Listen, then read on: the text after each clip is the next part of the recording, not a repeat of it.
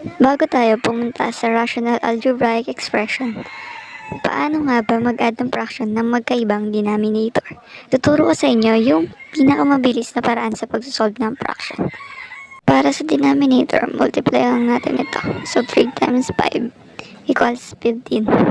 Then para naman sa numerator ay cross multiplication. So 2 times 5 equals 10. Then yung sign natin, or which is minus, then yung 1 times 3 equals 3. Simplify lang natin ito. So 10 minus 3 equals 7. Then yung denominator is 15. So ang sagot natin ay 7 over 15. Let's have another example. Meron tayong 5 over 8 minus 1 over 6. So yung denominator natin, pag-multiply lang natin. So 8 tsaka si 6. So 8 times 6 equals 48. Tama? So 48. Then cross multiplication para naman sa ating numerator. 5 times 6 equals 30. Then yung minus 1 times 8 equals 8. 30 minus 8 is 22. Then over natin kay 48. Hindi pa siya simplify. So kailangan pa nating i-simplify.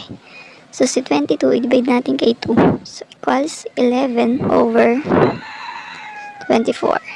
Yan. Subukan naman natin maglagay ng variable sa fraction. Subukan na natin mag-solve ng or mag-add at subtract ng rational algebraic expression. Meron tayong given na 4 over 3a plus 2 over 3a. So dito, lagi natin titingnan yung denominator. So dahil magkaparehas lang siya, ilalagay lang natin si denominator. So 3a, then 4 plus 2 equals 6. Simplify natin. So si 6 ay divide natin kay 3. 6 divide natin kay 3 equals 2. So 2 over a. Or pwede din naman natin isulat si 6 na 2 tsaka 3. So 3 times equals 6. Then si 3a. So cancel natin dyan si 3. So same answer lang yung lalabas. Now let's try to answer 2y over 2y minus 1 plus y over y minus 1. So lagi natin titingnan yung denominator. Dahil parehas lang siya, kakopy lang natin. So y minus 1. Then 2y plus y equals 3y. So ito na yung ating final answer. Now, let's have to answer 3 over 2a minus 1 over 6a. Paano naman pag magkaiba ang denominator?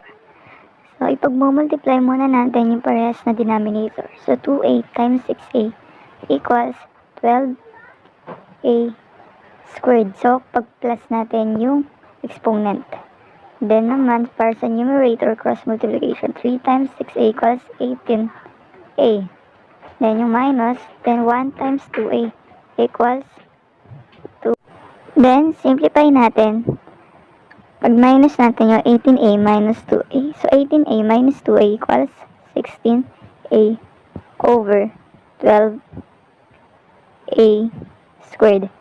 Then, kukunin natin yung factors nila pareha. So, yung 16a ay mayroon siyang 4 tsaka 4a. So, 4 times 4 equals 16a. Then, para sa 12 ay 4a times 3a. So, makikita natin na makakancel natin si 4a. Ang matitira na lang ay 4 over 3a. So, ito na yung ating final answer. Now, let's have 5 over 2x squared plus 5x minus 3 minus 3 over 2x squared minus 11x plus 5. Then, kukunin natin yung factor. So, yan. Factor sa denominator. Then, yung 5x, separate natin into 2 para makuha natin yung factor. So, 6x at si x minus 3. Then sa kabila naman, ikukunin natin ay si negative 11x. So, minus 3 over 2x squared minus x minus 10x plus 5. So, same lang siya kay negative x and negative 10x kay negative 11x. The next ay pagsasamahin natin, okay? Kunin natin yung factor si 2x squared plus 6x, then si negative x at negative 3. So, labas natin si 2x, lagyan natin si x plus 3. So, equals lang siya ay 2x squared plus 6x. Then, sa kabila naman ay minus x plus 3. Para naman sa denominator ni 3, so, ganun lang din yung gagawin natin. So, pagsasamahin lang natin, kunin natin yung factors. So, 3 over, labas natin si x. Multiply natin kay 2x minus 1. Then, sa kabila naman, ay lalabas natin ay si negative 5.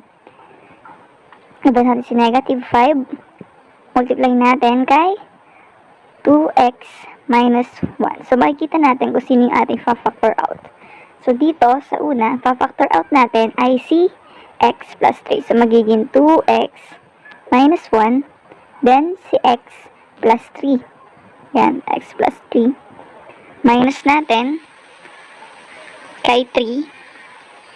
So, makikita natin, fa-factor out natin ay si 2x minus 1. So, 2x minus 1. Then, sa kabila matitira ay x minus 5. So, ito na yung factors natin. So, pwede na tayong mag-solve.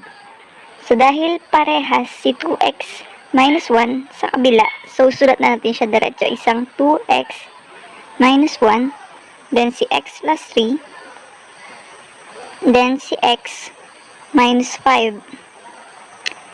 Then, cross multiplication. Hindi na natin isasama si 2x minus 1 kasi meron naman siya sa kabila. Ang sasama na natin ay si 5, multiply natin kay x minus 5. Then, ganun din ang gagawin natin kay 3. So, hindi na natin sasama si 2x minus 1. Then, simplify natin. Multiply natin o distribute natin si 5 kay x minus 5. 5x minus 25. Then, si 3x minus 9. Then, after nyan, i-combine like terms lang natin.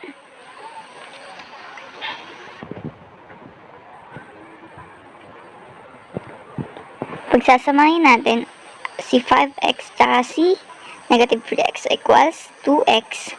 Then, negative equals negative 34. Then, over natin sa denominator natin. So, 2x minus 1, x plus 3, and x minus 5. So, hindi pa tayo tapos. Kailangan pa nating i-factor si numerator. So, labas natin si 2, pwede maging x minus 17. So, pag si 2 dinistribute natin kay x minus 17, ang lalabas din ay 2x minus 34. So, same lang siya. Therefore, ito na yung ating magiging final answer. Or ito na yung simplest form.